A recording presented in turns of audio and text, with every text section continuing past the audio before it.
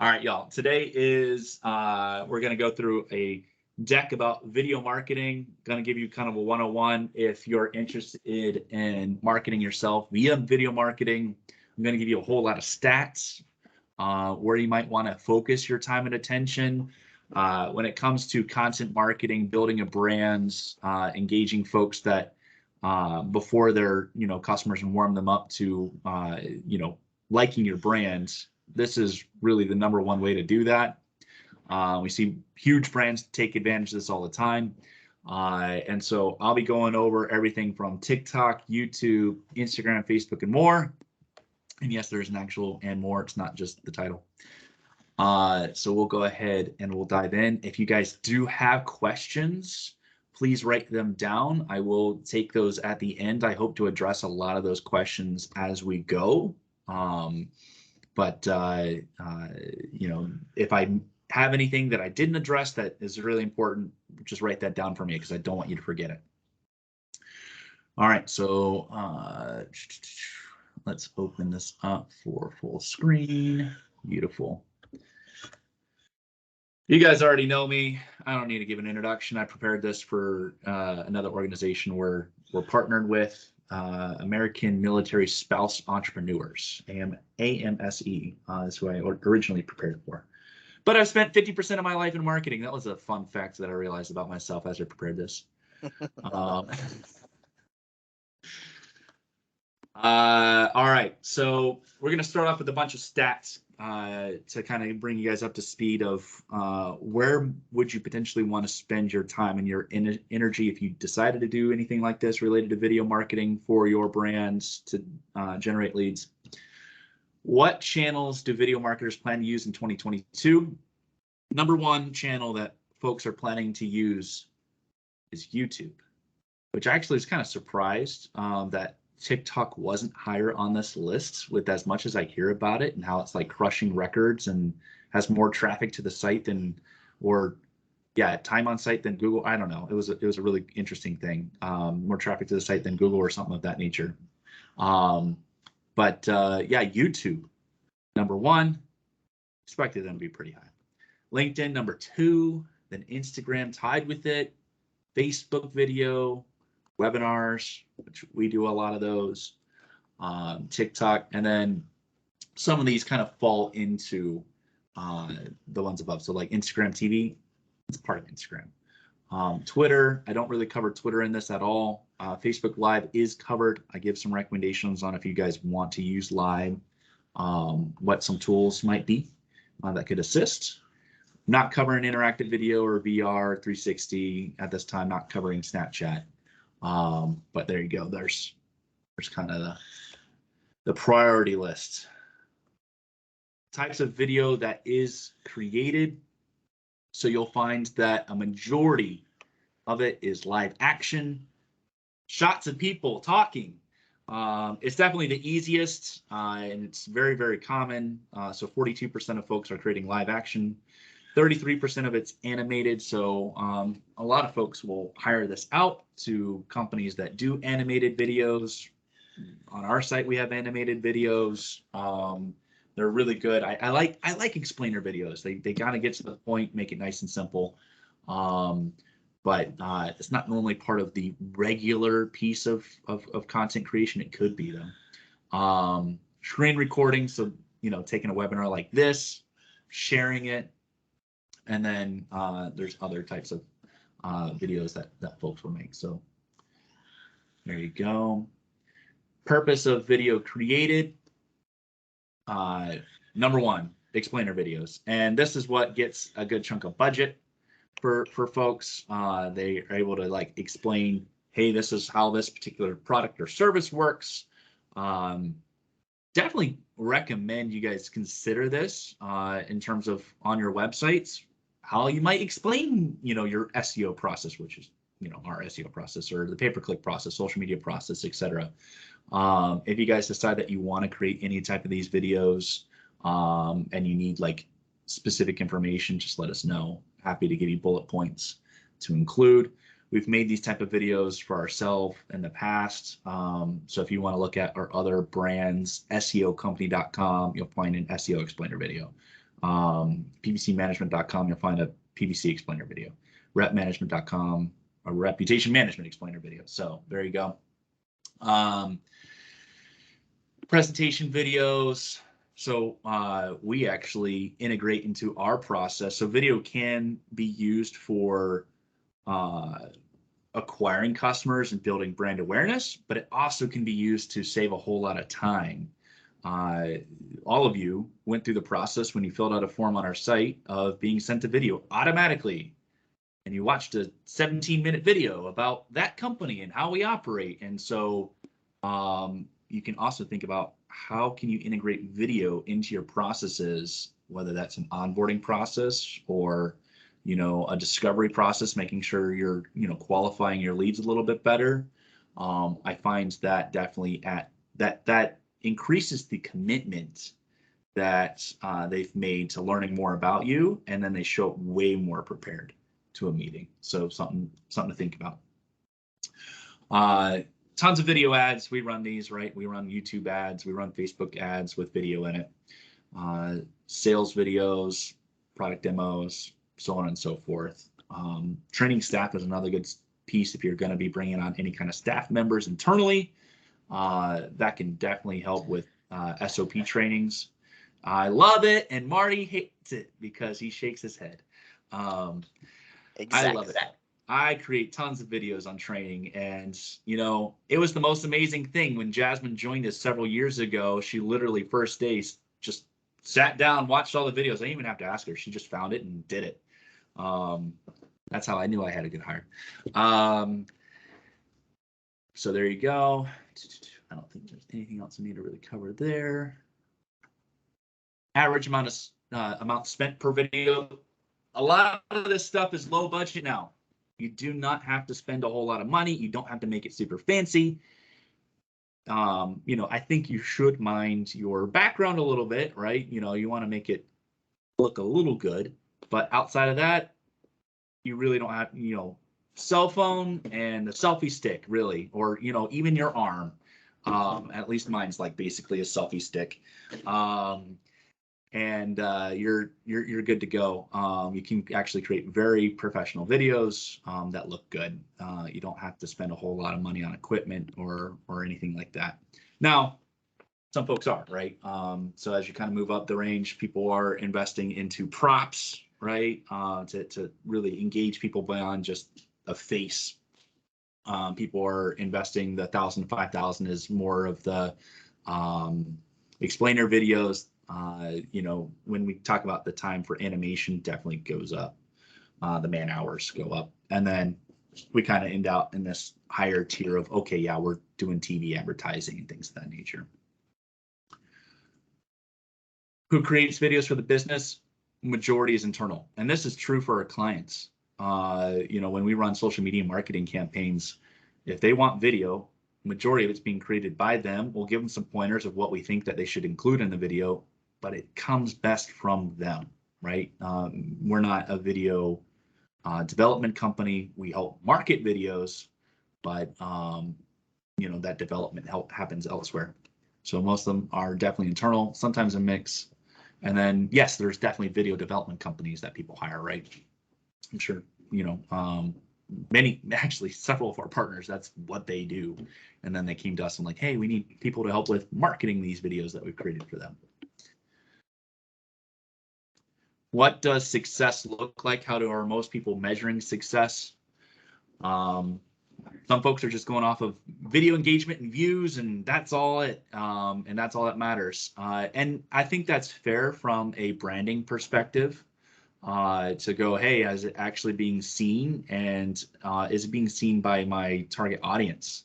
And that is a win, because when they're actually in the space and ready to make a purchase, you're immediately far more trusted. They're thinking of you, they're going to come to you, and they're far more interested in that than somebody else that they could, while doing a Google search and finding a company is all fine and good, and that's how we've built our business, and that's a whole model.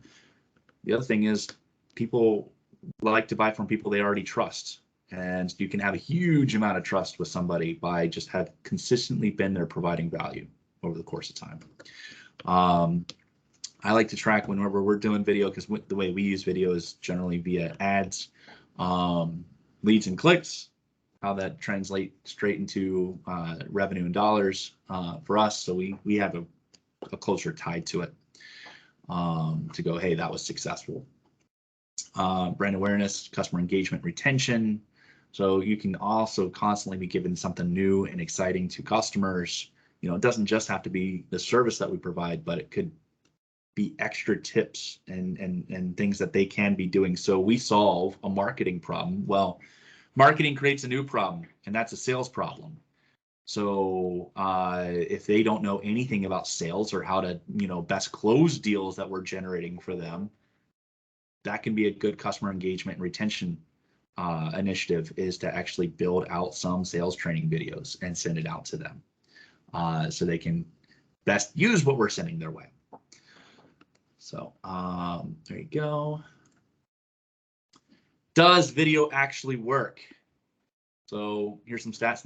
96 of people have watched an explainer video to learn more about a product or service. High possibility you guys watched an explainer video before contacting us. 88% of people say that they've been convinced to buy a product or service by watching a brand's video.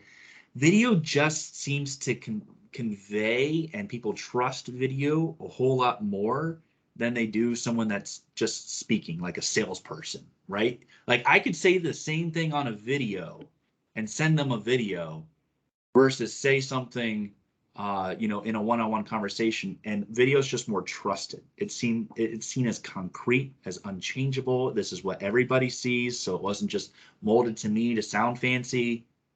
This is the real deal. So definitely I find that to be relevant in terms of very convincing.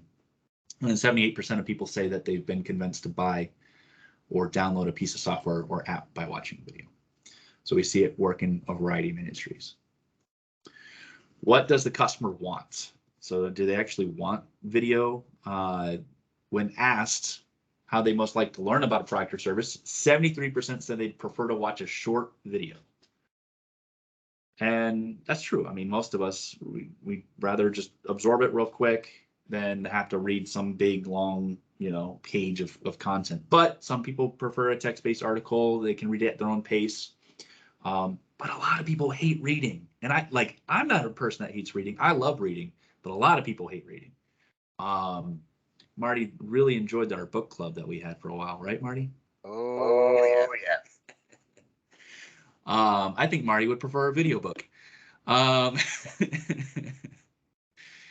why Audible is so big too, is because people hate actually reading. They'd rather hear it, absorb it in a different way. So think about how you have, if you're putting content up on your website, how can you perhaps make a short little video to go with it to cover what you just covered in the content? That'll make it more engaging.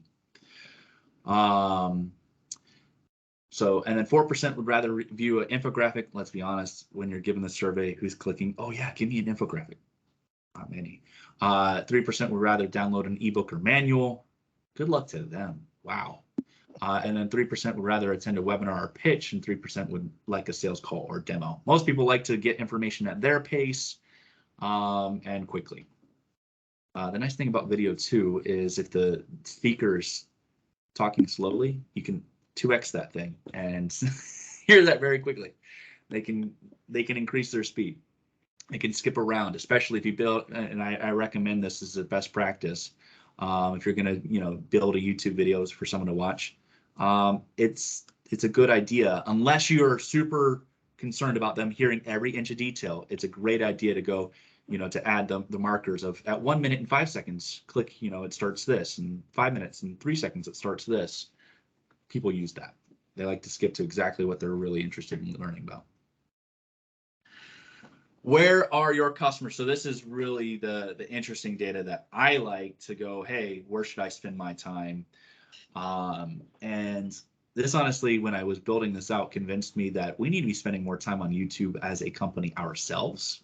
Video is not been a huge focus for us, just because our expertise is definitely in direct demand generation of SEO and pay-per-click, and so we practice what we preach for ourselves. But total, you'll see here in green, the greens are the ones that are kind of where a lot of interesting information is. So total, and this is adults, so this is 18 plus. I'm going to have some different stats for a little bit younger age demographic that'll be eye-opening as well. But total, 81% YouTube. It's beating Facebook, Instagram, Pinterest, LinkedIn, Snapchat, Twitter, WhatsApp, TikTok, Reddit. Your audience is on YouTube regularly. Good job to Google. And then you'll kind of see here, let me see if there's any specific ones that I want to kind of call out. The 18 to 29. Hey, look at this. 65% of them are on Snapchat. Yes, YouTube is still a winner. In fact, it's a bigger winner with them than the average for everybody else. They live on YouTube. They live on Snapchat. They live on TikTok.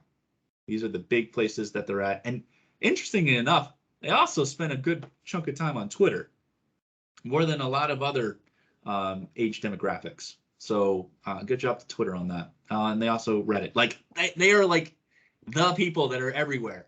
Like this is what they do. And Gen Z, I recently learned apparently they are now called Zoomers, which I very much appreciate to know that Gen Z is now called Zoomers. I thought that was hilarious when I heard it. Let's see. And then high income, 75 plus. Interesting stat. Here you go. LinkedIn. College, LinkedIn. So if you're looking for that kind of upper bracket, they're definitely participating more there. So yeah, take a snapshot of this, or we'll actually be taking this recording and sharing it. So you guys can have it. Mike's mentality advice. So if you're actually going to get into this and make video marketing a part of what you're going to be doing, one of the big things I just want to recommend is start small. I believe in just setting up yourself up for success. The way that you set yourself up for success is you set a goal. So you actually write this stuff down, right? Set a goal and you go, hey, you know, this is how many times a week or a month that I want to post. Normally, my recommendation is no less than once a week if you're really going to make this a serious effort. No less than once a week. On some of the platforms like TikTok, you could get away with that if you're doing webinars or if you're doing YouTube and things like that, because when it's up there and you optimize it, it can actually constantly bring in folks, and that can still be very productive if it's not once a week. But if we're talking like Facebook and Instagram and things like that, at least once a week if you're really looking to have it make any kind of a splash or impact. Experiment relentlessly. I like to kind of point out there are folks, and I'm blanking at the moment his name. The guy on TikTok who does the simple life hacks and just goes, really, this is that guy. What's his name? I'm like completely blanking. Derek, help me out if you could look it up. I can't think of his name. Yeah, but anyways, he's from Senegal. He's the guy that did he plays a video of a 5-minute craft, and it's some stupid thing like they make it way more complicated than they need to, and he just goes, really? And he shows like doing it very simply of what needs to be done, and goes and just shakes his head. He was actually spending a whole lot of time, a whole lot of energy on making very fancy type TikToks initially. He did one of those. It blew up. It's because of experimentation that eventually led to that, and he's like one of the most followed TikTokers now. And he was able to like, he lost his job due to COVID, and now his whole life has changed because he literally is like one of the most followed TikTokers in the world because of that relentless experimentation. So don't feel like you have to just do something a certain way. Play with it. It doesn't have to get a good result. That's okay. You get to post something else tomorrow. Definitely don't worry about perfection. Oh my gosh, I have worked with so many people that just didn't do anything. In fact, I had a partner who I talked to for a really long time of like, come on, let's build your website. You're a digital marketing agency, let's build your website. And she's like, it's just so perfect in my head that I can't do it. Don't worry about perfection. Better to have something out there. Set goals, time for execution. So I kind of covered this already. Write it down. What are you going to do? put it somewhere that you're going to see it on a regular basis if it's a real goal, and then book time on your calendar of when you're going to actually do it. So like for me, I actually have time on my calendar for cold calls for our new product launch that we're working on, of building out very, very high level type partnerships that I want to go target, that are not going to be like searching for this, but could have a lot of impact. I put time on the calendar. Immerse yourself for inspiration. Don't feel like you have to create everything out of your own brain. Dive in, follow other brands, follow others that are just, they don't have to be in the same industry, because in fact, I actually prefer following people that are not in the same industry, because when you follow someone in the same industry and you go, oh man, they already did it. Like you just feel like, I'm just copying, and that's not fun. Or you just go, wow, they can do it so much better than I can do it because they have all these team members and things like that than you have. Don't worry about trying to follow the same industry. I mean, you can get some good inspiration. I'm not completely discounting that, but follow some other folks that like this is their thing, and then you can get some cool ideas. Create an evergreen idea list. As you have ideas of, oh, I can try that, just write it down. Just write it down, and it'll continue to bake in the back of your head if you make that list, and you'll just make that video better in the back of your head as you're kind of doing other things. Literally the time that really helps me is when I'm driving or when I'm washing dishes. Washing dishes is like one of my favorite mundane things, because I have so many aha moments washing dishes, because I've like documented other things. And so anyways, there you go. Ask people what they want. So if you're doing it for, you already have an initial audience, ask them, they will tell you, and you will have some initial guidance, initial ideas, and people are already kind of looking for it. You got an email list, say, hey, look, we're starting a TikTok, or starting a YouTube channel. What are some things you would like to see some videos on? Just open it up. Doesn't mean you have to do it. Some of the best YouTubers also are always saying, hey, comment below if something else you want to see, or so getting that engagement and then reviewing it be super helpful. Repurpose what you're already doing. So I'm already doing this. I'm already making this video. I'm taking this. This is going on YouTube. Okay, thank you. You'll even hear my baby screaming in the background. It doesn't have to be perfect. It's okay. Let the data lead you. So as you are doing this, you have to pay attention to the actual analytics of what's happening, what's getting the views, what are they engaging with, what's getting the likes, and then you can go, okay, well, why did that one work? And then iterate, and just trust the process of constantly doing it. You're not going to blow up in your first video. So there you go. There's the mentality of how to be successful at doing this. Watch me execute my own advice. I do this several times. What marketing trainings would you like to see that company produce? SEO, PPC, social media is our expertise, reputation management as well. Email me. By the way, I would so love if you guys would do this. Like, honestly, I really, really would love for you guys to email us some ideas. This will feed into this meeting right here. We have cool ideas what we think you might want to see, but doesn't mean it's the most relevant. So tell us what you want. We are more than happy to bake it in. We've already kind of announced the calendar for the next month, but after that, hey, we can move things around. So tell me what you need and we will hook you up. All right, let's dive into TikTok. So I told you I would come back to some demographics that were not adults because I was surprised. I thought TikTok would be a lot higher. And then I realized I was looking at some demographic results for only 18 plus. It's like, oh, wait, hold on. There's like this whole other demographic missed in this chart. So here you go, TikTok demographics. This is super interesting right here. So in their teens, so this is 13 to 19, really. I don't think that they allow anybody on their platform underneath that age. Maybe they do.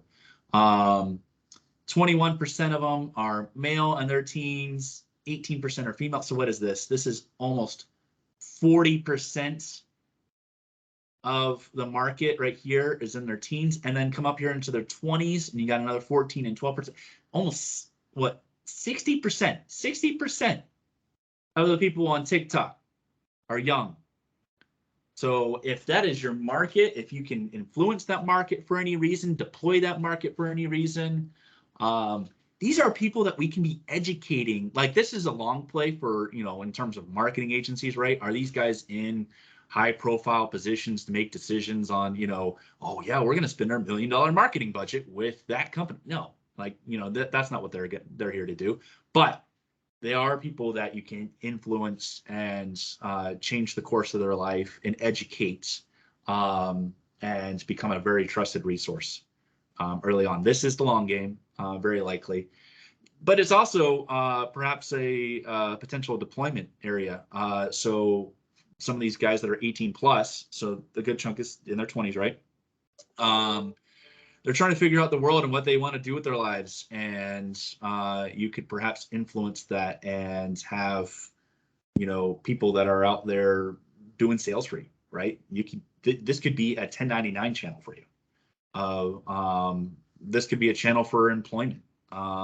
There's a variety of things that you could do, but something to consider, as this is where the younger demographic really is spending a lot of time. Here's some posting. I'm going to give best practices on posting organic content, and I'm also going to give best practices on running ads on all the platforms that we're covering today. So posting best practices. One, you got to be quick on the trends. This is how you actually go viral. This is how you know, your account can actually gain a whole lot of followers very quickly. You got to know what the trends are going on, what music is trending. There's ways to actually look at this and go, oh, hey, you know, this piece of music's going viral right now, and oh, this is what other people are doing with it, and make your own thing. So being quick on that has a huge impact. There are other marketers out there. It's not our thing. It's not what we're posting about right now. But that will actually tell you, hey, look, this is hot right now. And they'll tell you about the trends too, if you don't want to just do the research yourself. Though I think research yourself is going to be faster, right? If you're waiting for somebody else to produce a video, it's just a touch slower. Choose a niche. What are you there for? People want to know that what you're there for is what you're there for, and they like to know you by a certain brand, you know, of like, this is what I can expect when I watch one of your videos. This is what you guys normally do. Doesn't mean that you can't test and play with things, but who are you really trying to target? What are you trying to convey? What is the mission? Figure that out, and then iterate within that. Prepare and practice. You're going to need time, right? The first time that you go to record this, it's not going to be smooth. It's going to be choppy. You're going to go, ugh. You know, I stuttered. Oh, I messed up, whatever. So you're going to want enough time on the calendar that you can just play with it and prepare and practice. Telling stories is huge. So, you know, if you're really looking to kind of engage, again, you know, immersing yourself, you're going to see other storytellers. But how do you take what you want to convey and bake it into a story form? Get good at that, and you'll find it goes a whole lot further. Posting often, huge. You can't really do a whole lot if you post a video just once a month. It's not really going to go anywhere. Be the first. So again, that's kind of on the be quick on the trends. Don't give up. If you're really going to do this, commit to the process. Be authentic. If you know, don't force yourself to do other things just because it works for other people. Like, find your voice and what you want to be and what you want to provide, and you will find your niche. Like, they will find you and they will resonate with you. Don't feel like you have to like do a dance if like dancing's not your thing. I mean, I guess maybe you could go viral for the most awkward dance, but you know, don't feel like you have to do something that's not you. But do have fun with it. You know, play with it. Hot tip for TikTok inspiration. These are the areas you're going to want to go to. Scroll through your For You page day in, day out. Follow some popular creators. listen to all the trending sounds, and then consistently browse the explore page. Those are the key areas that will really help you immerse yourself and then find the things that are working, you know, what's going viral, and then what do you want to play with. That'll give you some stuff to think about. All right, ad best practices. Let's say you want to run some advertising. TikTok was initially like pretty cheap. Now they kind of added a floor, so that they realized that they were kind of giving away a whole lot of value. So that's kind of gone. They have a floor on their ad cost per 1,000 impressions now, but nevertheless, still can have a whole lot of success with it. Think about the platform that you're on in terms of the way that you shoot your video. Is it vertical or is it horizontal? TikTok, it's app-based. It's on your phone. It's vertical. We scroll up, right? You know, we're not turning our phone sideways to watch TikTok. Vertical. Now, that's not always so for our other platforms, right? So you got to pay attention to what platform you're on, how should you be recording it, and recording it as such. So vertical, short videos, right? This is TikTok. We are 9 to 15 seconds, which, by the way, as I was doing my research to prep this out, I found out that the human race finally has a attention span shorter than a goldfish.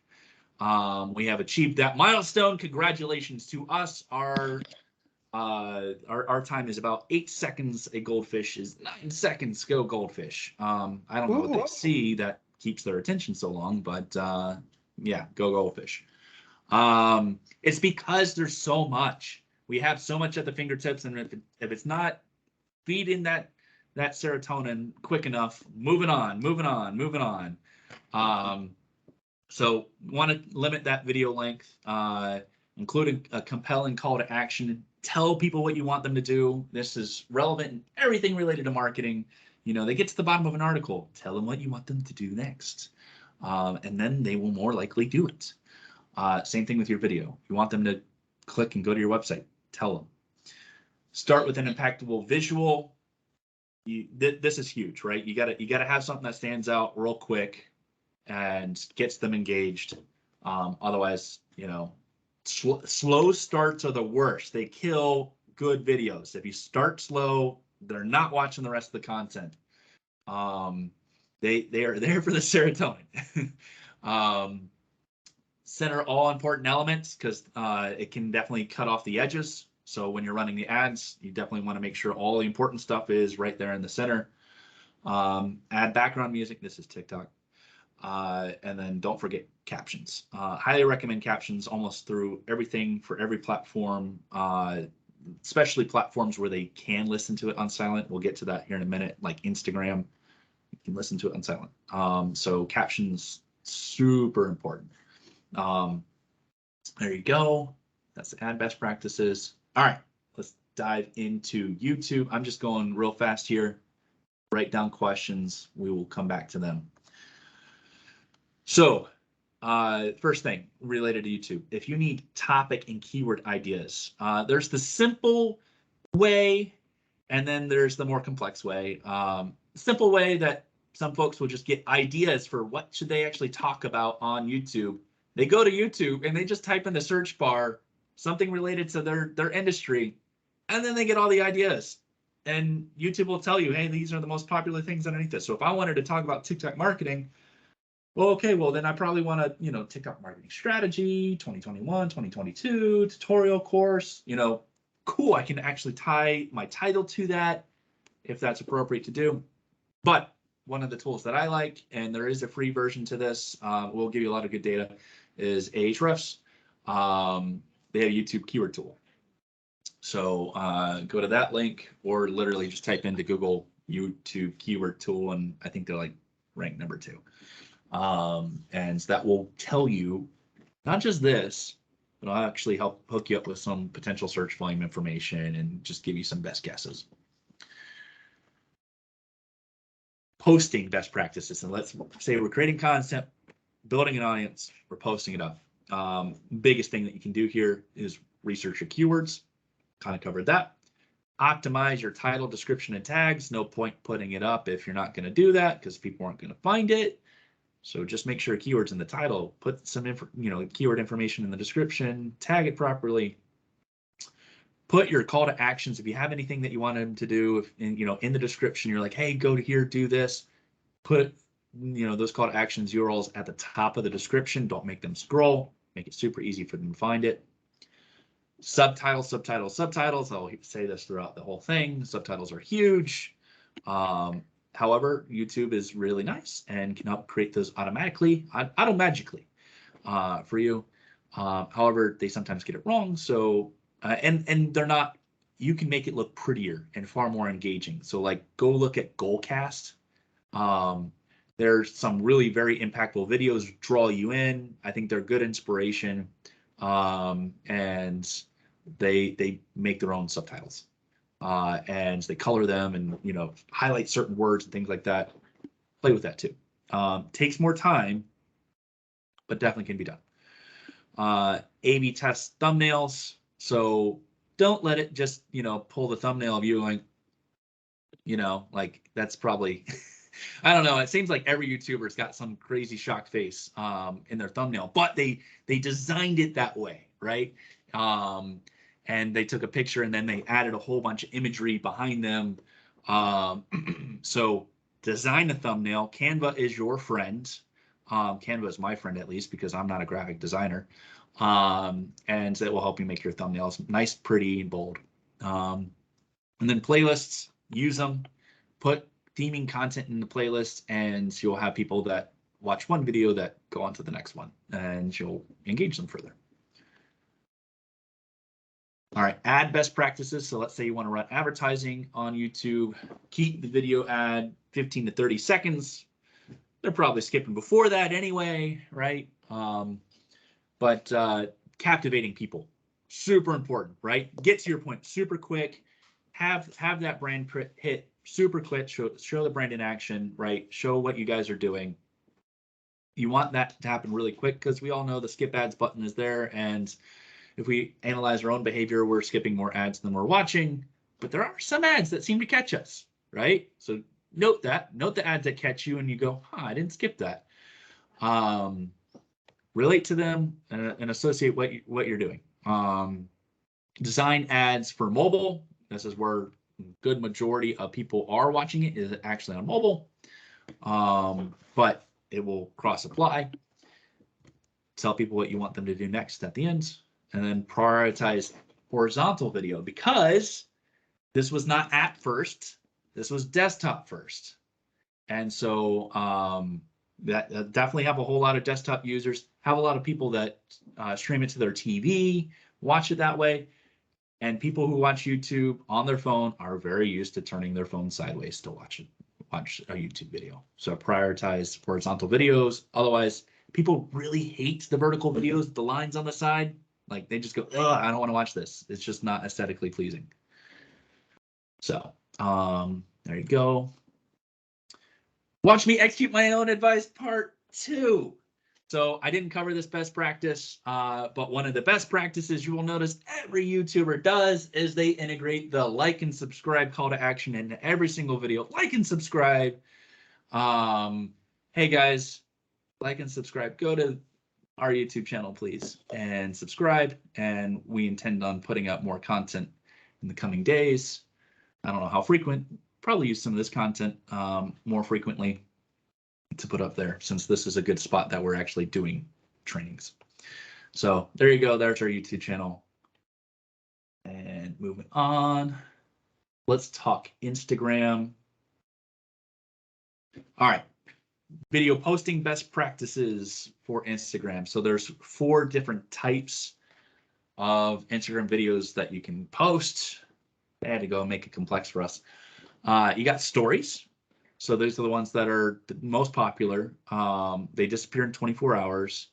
Each story clip can be 15 seconds. However, it is very common for users to post a series of clips to create a longer continuous story. I will tell you, now, I don't have research on this part. This is anecdotal to me. If you decide to do a clip, multiple series, you want to keep that to, a couple, like 4 or 5. You go much longer than that, I'm like, holy crap, this person posted 50, like the little bars this small. No, I don't know. I don't know what they had to say. I don't care what they had to say. That is too much. I'm moving on to somebody else. So keep them, you know, that the series tight. You know, it's completely acceptable to do a series, but keep it tight. You know, 4 or 5 is generally what I kind of see my own behavior, analyze your own behavior, see how that applies for you. Instagram TV videos. These can be used to create longer videos than the feed allows. Normal accounts, they can be 10 minutes long. Verified accounts, up to 60 minutes long. And so you can have long form content here as well. Feed videos, so these actually show up in the feed as they're scrolling it. These videos live on the feed, can be anywhere between 3 to 60 seconds long, so they're not very long, right? You've got to get in, get out, make your point. And then live videos, these are streamed, can last up to an hour. Once the live stream is done, user can replay it for 24 hours. They also let you interact with followers in real time. So going live is definitely a strategy that is worth playing with, especially if you want to run Q&As and get a whole lot of engagement. Instagram video posting best practices.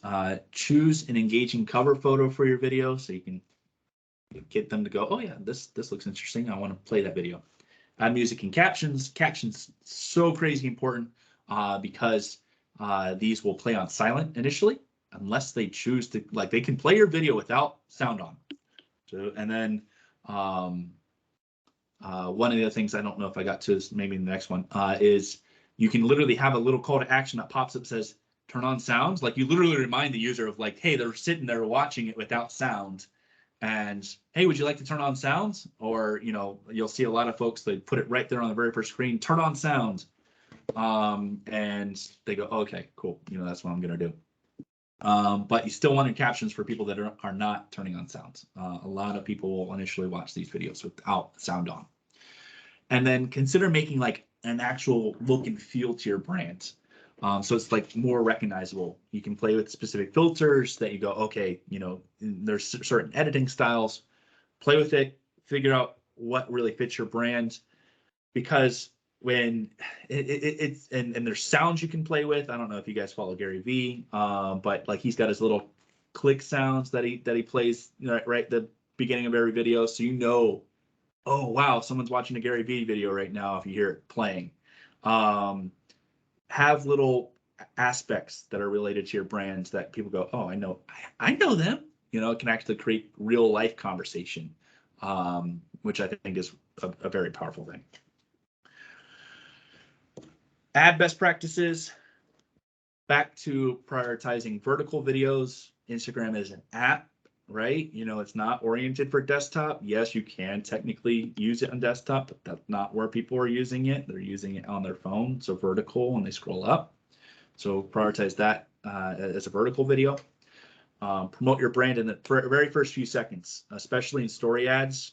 So there's research that show that the engagement in feed video ads, longer, but story ads drop off as fast, right? So I don't know if you use Instagram, but think about your own thing. If you're scrolling through a bunch of stories and just going to the next one, and then all of a sudden an ad pops up, your tolerance for that ad is a whole lot shorter. So you want to get your brand hit very fast inside of a story ad.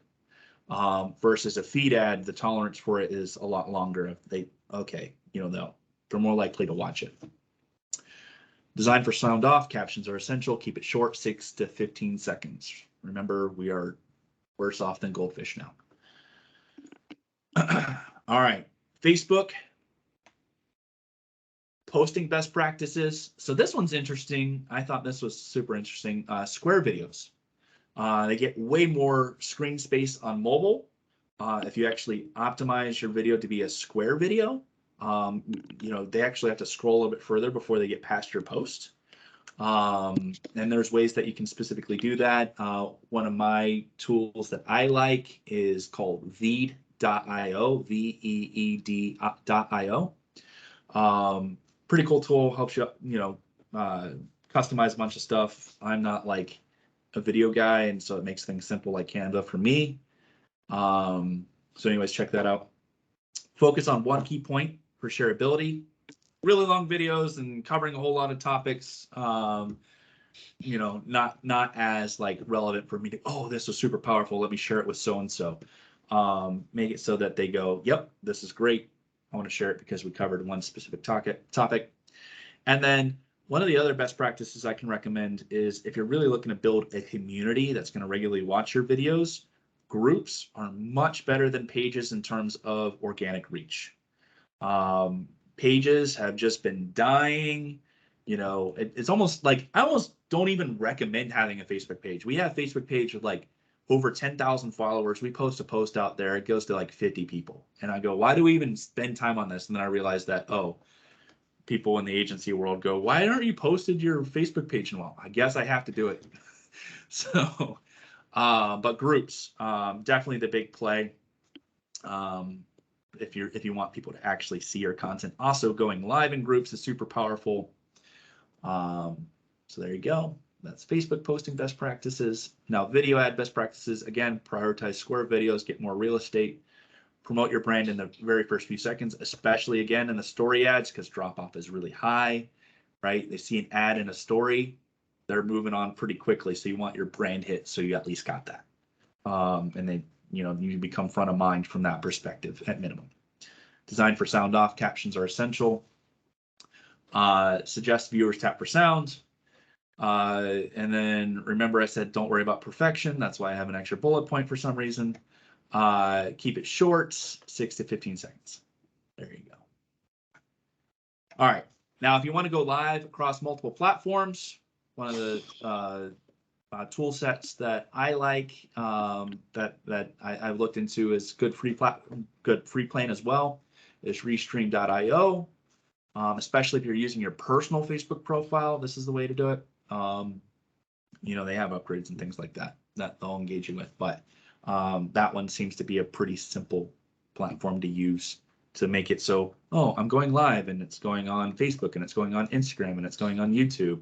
You know, it's in all the places without me having to have 3 different cell phones to do all that. There you go. And more. So I told you there was and more, and the and more is I want you to think about partnerships and promotions. This is something that I use and I preach and teach all the time, and it's about centers of influence, COI. You leverage other people's audiences, right? Find people that are in complementary businesses to your own that have the same type of audience that you want to talk to, and you can put on an event together. You can go live together. I've been, you know, live in a bunch of Facebook groups that I don't know, but Facebook agency coaches have groups and they constantly want to feed their agency owners cool new information, and they're pulling in guest speakers. Great. I could go do that. I could, you know, partner with them and go live, and I've got a piece of video content out there, and it wasn't something that I had to like spend a whole lot of time creating or building an audience for. When you're first starting out, highly recommend this. This will actually help you build your audience too. If you're delivering good value on that and you're got the call to action at the end of it, hey, follow me here for more information like this. It's a good way to build it out without you having to spend a ton of money to go get that audience. And you'll find that people are very receptive to this. And then when you have a nice big audience that you have, it kind of has a nice play to be able to invite them to come hang out on yours and go live on your group. So that's the other thing to think about. Here's all my cool resources. My brain was part of it, but a bunch of actual resources to give me a lot of the stats.